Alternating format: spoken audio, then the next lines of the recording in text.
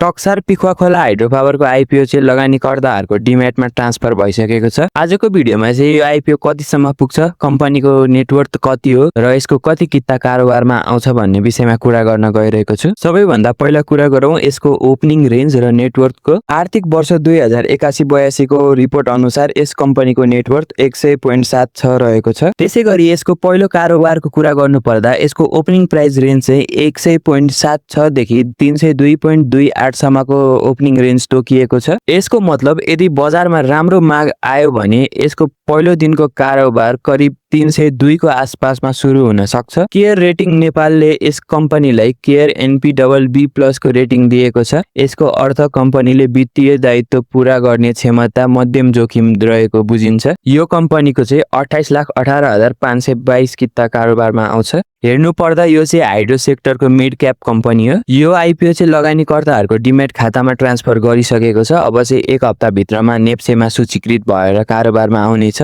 हेर्नु पर्दा चाहिँ यो आइपिओले सजिलै 600 को रेन्ज क्रस गरेर म्याक्सिमम 800 देखि 900 सम्म पुग्न सक्ने देखिन्छ। त्यसैगरी स्ट्रङ होल्डिङ भयो भने चाहिँ 1000 सम्म पनि पुग्न सक्ने देखिन्छ। आउँदो दिनमा जे पनि हुन सक्छ त्यो चाहिँ भन्न सकिँदैन। के तपाईहरुलाई पनि टक्सार पिखुवा खोलाको आइपिओ परेको थियो कमेन्ट गर्नु होला र हाम्रो भिडियोलाई पनि लाइक गरी एउटा कमेन्ट पनि छोडिदिनु होला।